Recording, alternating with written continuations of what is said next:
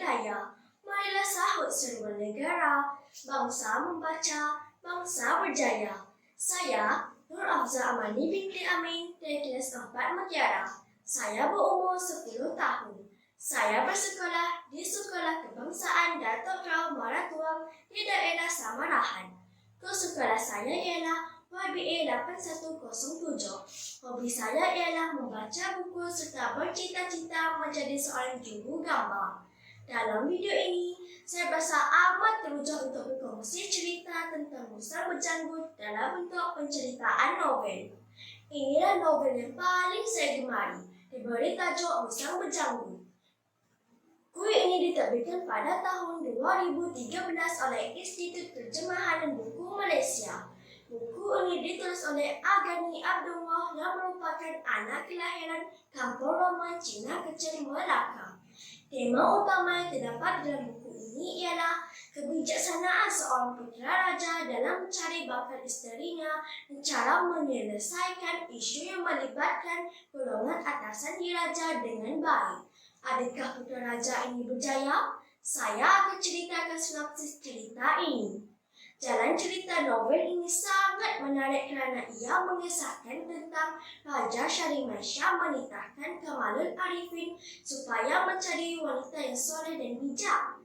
Lalu Kamalul Arifin menyamar sebagai rakyat biasa untuk mencari calon isterinya. Bagi mendapatkan calon isteri yang sesuai, Kamalul Arifin telah membawa bersama-sama pejutan beras yang bercampur kacang, gula dan ikan bilis. Sepanjang perjalanan mencari calon isteri, Kamalul Arifin akan singgah bermalam di rumah penduduk kampung. Dia akan menyerahkan bungkusan yang dibawa untuk dimasak. Malangnya, tuan rumah akan terkejut dengan kandungan penjutan makanan itu dan peradaban baginda tidak siuman. Sehingga Kamalul Arifin berjumpa keluarga paman yang mempunyai anak perempuan bernama Dang Seri Arif Laksana. Berkat kebijaksanaan Dang Seri, penjutan makanan itu telah berjaya dimasak. Dang Seri juga dapat memberikan jawapan dengan kelakuan aneh sepanjang perjalanan bersama paman menuju ke rumah mereka. Ini menyebabkan Kamalul Arifin berhasrat untuk meminang Dang Seri kerana kecantikan rupa paras, kebijaksanaan dan ketaatan kepada ibu bapa. Akhirnya mereka pun berkahwin.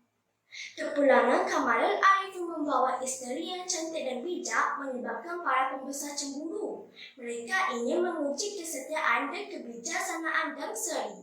Raja Syarimansyah juga turut serta di dalam rancangan tersebut. Raja berpura-pura jatuh gering dan memerintahkan Kamalul Arifin supaya mencari hati Musang Berjanggut untuk mengobati penyakit baginda. Jika gagal, dia akan dibunuh. Kamalul Arifin menghabarkan perintah raja itu kepada isterinya. Namun, Dang Seri mengetahui tentang tujuan perintah raja tersebut. Dia bersama Kamalul Arifin mengatur satu rancangan rahsia. Berbagai peristiwa yang lucu apabila Dang Seri menerima tetamu dan terpaksa menyembunyikan mereka jika tetamu lain yang datang. Sehingga kan pada akhirnya, Tok Panglima yang bersembunyi di dalam peti telah dianggap sebagai Musang Berjanggut.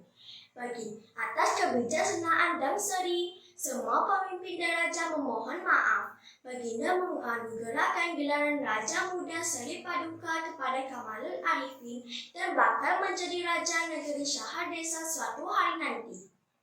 Akhir sekali, saya ingin menyatakan bahawa buku ini sangat menarik.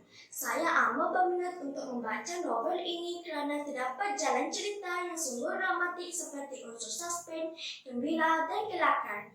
Penggunaan bahasa yang mudah difahami. Walaupun penggunaan bahasa istana, namun masih boleh difahami dengan baik. Selain itu, saya juga boleh mengetahui tentang cara kehidupan masyarakat pada masa dahulu.